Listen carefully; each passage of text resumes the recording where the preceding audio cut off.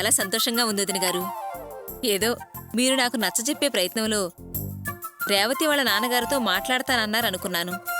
కానీ అన్నమాట ప్రకారం అన్నయ్య గారితో మాట్లాడి వాసు చేత వ్యాపారం పెట్టించేందుకు ఒప్పించారు. మీకెలా కృతజ్ఞత చెప్పాలో నాకు అర్థం కావట్లేదు. ఏమిటి వదిన గారు, కృతజ్ఞతలు అది ఇది అంటే పెద్ద పెద్ద మాటలు మాట్లాడుతున్నారు? మీ ఎవరికోసం వ్యాపారం పెట్టిస్తున్నావు? మా అల్లుడికే కదా, మా కూతురు కోసమే కదా. అది మా బాధ్యత. అసలు మీరు చెప్పకముందే మేము ఆ పని చేసి ఉండాల్సింది.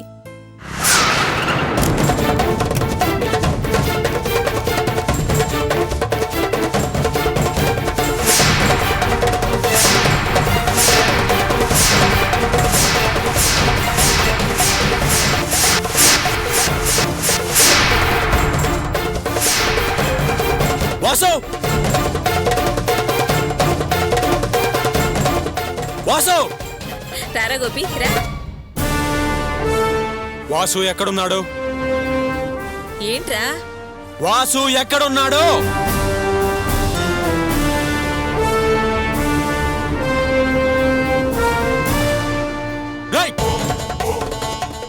ఆగరా, ఆగో! ఏంట్రా పారిపోతున్నావు?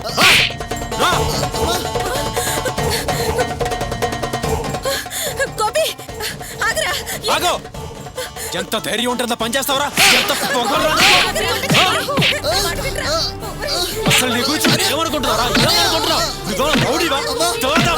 చెప్పరా, చెప్పు, సమాధానం చెప్పు. ఆగో! నువ్వు రౌడీజం ఎప్పటి నుంచి మొదలెట్టావరా? చెప్పు. ఇలా కాదురా, నిన్ను చెప్పరా, అడిగేది నిన్నే. చెప్పు, చెప్పరా. రౌడీలా ప్రవర్తిస్తున్నారు?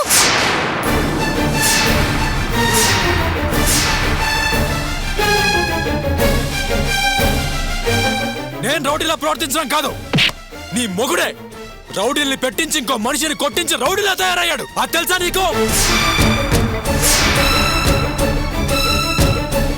ఏంటి బావా మీరనేది? వీడు రౌడీల్ని పెట్టి దగ్గరుండి నా ఫ్రెండ్ శివగాడి చేయి వెనక కొట్టించాడు.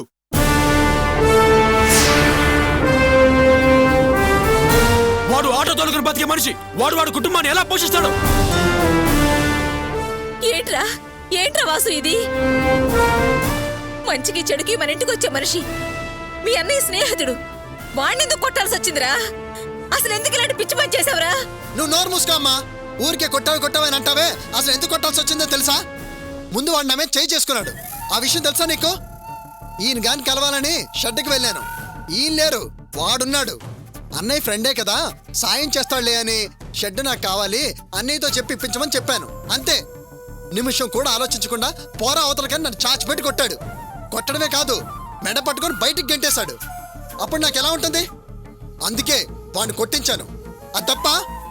ఎరా, చెయ్యాల్సిందంతా చేసి శివగాడిని కొట్టించి నేను చేసిన తప్ప అని అడుగుతున్నావా? ఎంత పొగర్రా నీకు?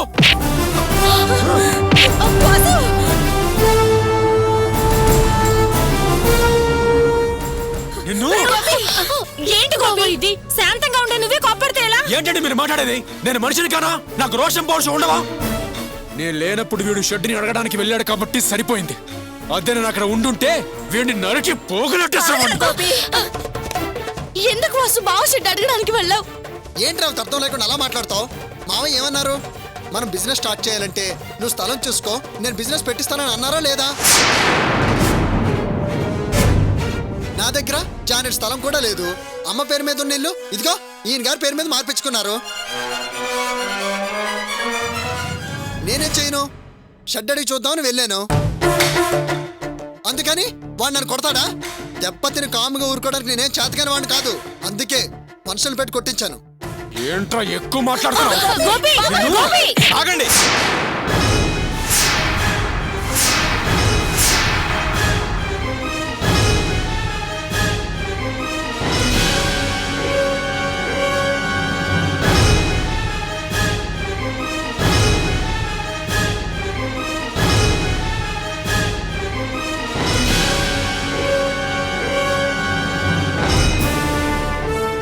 ఏమైంది గోపి? ఏం జరిగింది? మీరే వాణ్ణి నా షెడ్ కావాలని అడగమన్నారా? నేనేం అడగమనలేదే. ఏమైంది? తెలియనట్టు మాట్లాడద్దు.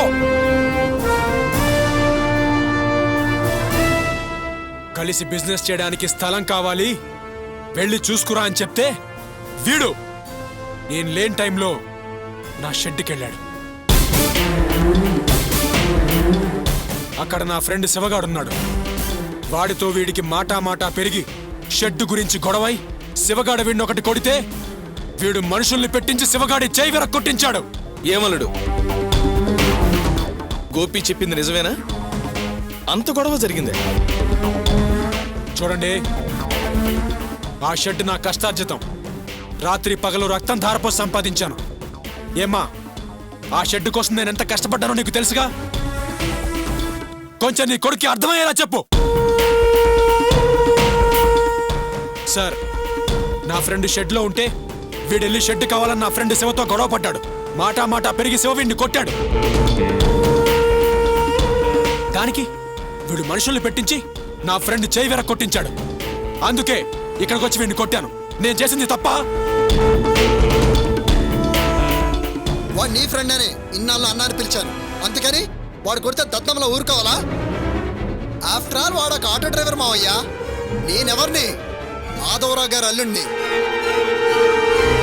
మన కుటుంబ గౌరవం ఏంటి, మనమేంటి? వాడు కొడితే పడుండాలా?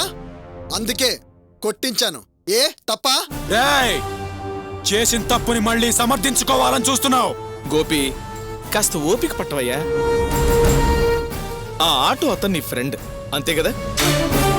వాసు ఆ స్థలం అడిగితే నువ్వు ఇవ్వడం ఇవ్వకపోవడం అన్నది మీ అన్నాదమ్ముల మధ్య సమస్య, అవునా?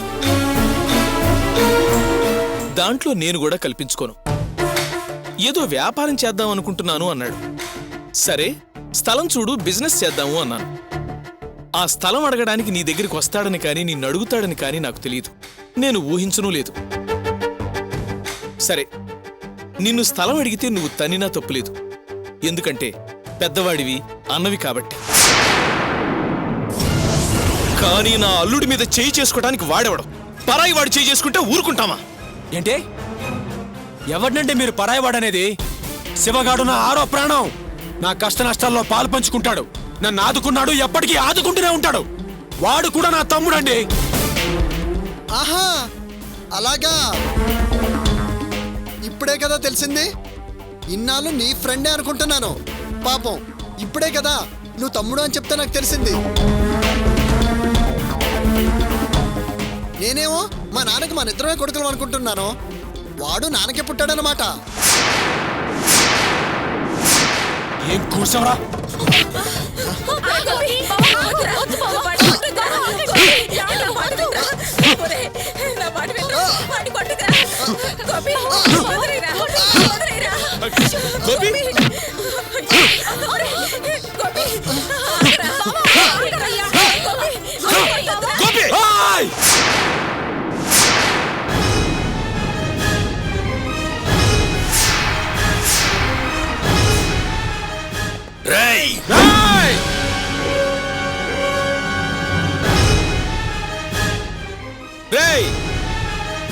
ఇది మా ఫ్యామిలీ విషయం, వెళ్ళిపోండి. చూడండి,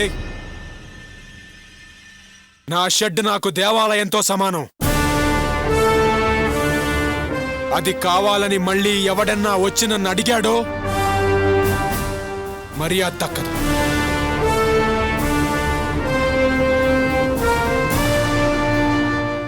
వద్దు, నా సహనాన్ని పరీక్షించద్దు. నా సహనం చచ్చిపోతే నేను మనిషిని కాను, మృగంగా మారతాను. తట్టుకోలేరు.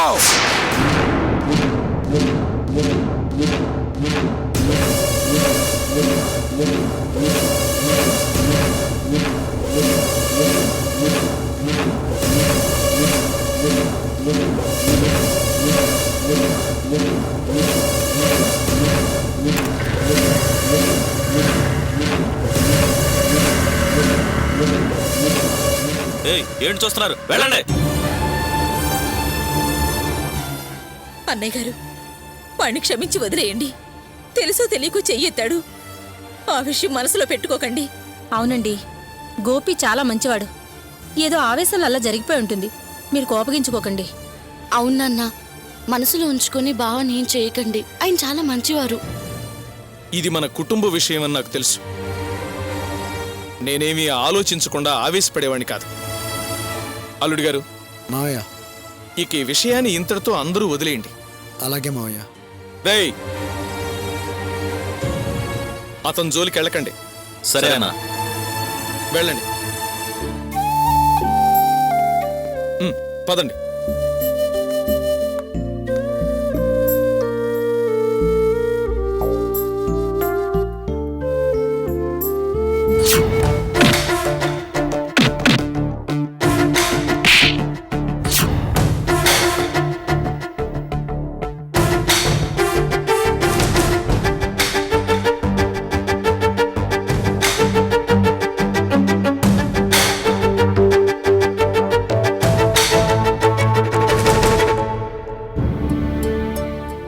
అల్పుడెప్పుడు బల్కు ఆడంబరముగాను, సజ్జనుండు బల్కు చల్లగాను, కంచు మోగునటుల కనకంబు మోగునా.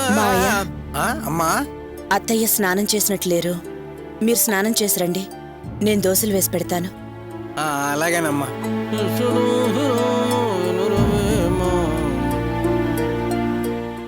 అమ్మా, వేణీళ్ళు పెట్టాను, వెళ్ళి స్నానం చేయి.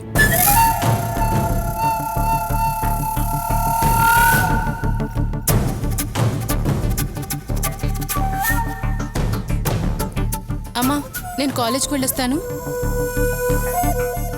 నానా, నేను కాలేజ్కి వెళ్ళొస్తాను. మంచిదమ్మా. ఏంటి రాణి, పొద్దున్న కాఫీ కూడా తాగలేదు, ఇప్పుడు టిఫిన్ తినకుండానే కాలేజ్కి వెళ్తున్నావు? నా మొహం చూడడం కూడా నీకు ఇష్టం లేదు. ఎందుకు? ఏమైందమ్మా రాణి? వదినేదో అడుగుతోంది కదా, సమాధానం చెప్పకుండా అలా నిలబడతామే. నాకు మీ టిఫిన్లు ఏం అక్కర్లేదు, నేను క్యాంటీన్లో తింటాను.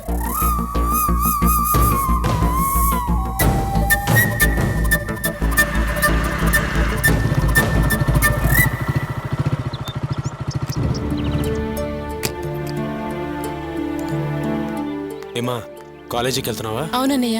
సరేమ్మా, జాగ్రత్తగా వెళ్ళరా.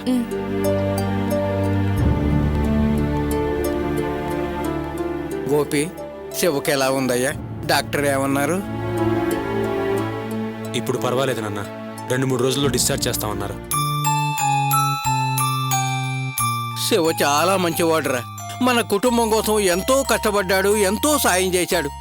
వాసుగాడు ఉద్యోగం కోసం తన భార్య నగలు, ఆటో కూడా తాకట్టు పెట్టి డబ్బులు అరేంజ్ చేశాడు. అలాంటి వాణ్ణి వాసు కొట్టి ఆసుపత్రి పాలు చేశాడు.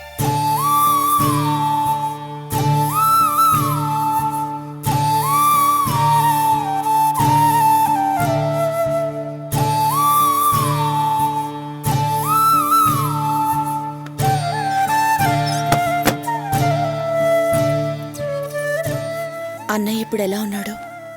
బాగా దెబ్బలు తగిలాయా? బాగా కొట్టారు. నొప్పి ఎక్కువగా ఉందట, తగ్గడానికి ఇంజెక్షన్ ఇచ్చారు. ఇప్పుడు అక్కడ తోడుగా ఎవరున్నారు? చెల్లెమ్మ ఇంటికెళ్ళి వచ్చేదాకానే ఉన్నాను, తను ఇప్పుడే వచ్చింది. అవును, అమ్మేంటి అలా ఉంది? ఏంటి అలా అడుగుతున్నావు? పాపం, ఆమెకి బాధగా ఉండదా? వాసు మావయ్య వాళ్ళ ఇంటికి వెళ్ళి పెద్ద గొడవ చేసి వచ్చావంట కదా, వచ్చినప్పటి నుంచి ఆ మాటే చెప్పి గొణుగుతోంది. అదోలా ఉంది. అర్చన, నేనేమైనా తప్పు చేశానా? తప్పుగా మాట్లాడానా? అలానే బయటికే అనలేదు, కానీ మనసులో బాధగానే ఉంటుంది కదా. ఏదెలా ఉన్నా వాసు ఆమెకి కన్న కొడుకు. ఆ వేళ వాసుని కొడుతున్నప్పుడు నువ్వు వాసుని కొట్టడానికి ఎవరో అని అడిగింది కదా. ఇప్పుడే కదా మనందరం కలిసి ఉంటున్నాం. మళ్ళీ గొడవ వచ్చి పడింది, బాధగా ఉండదా? అందుకే ఏం మాట్లాడాలో తెలియక అలా మౌనంగా ఉన్నారు. సర్లే, నేను వెళ్ళి మొహం గడుకొస్తాను. నాకు టిఫిన్ పెట్టే.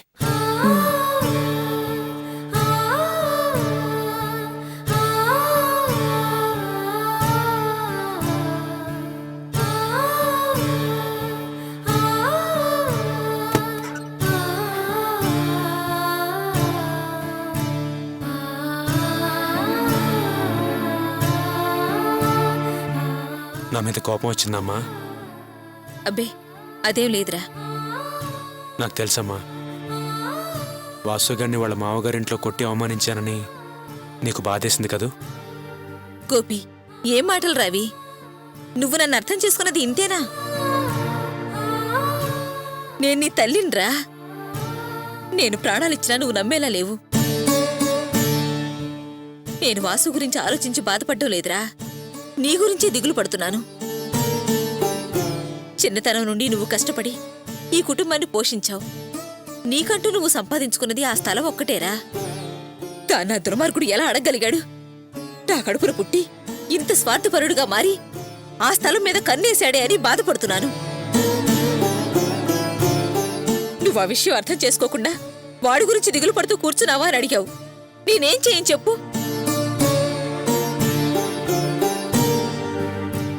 నువ్వెలాంటి తప్పు చేయలేదు గోపి.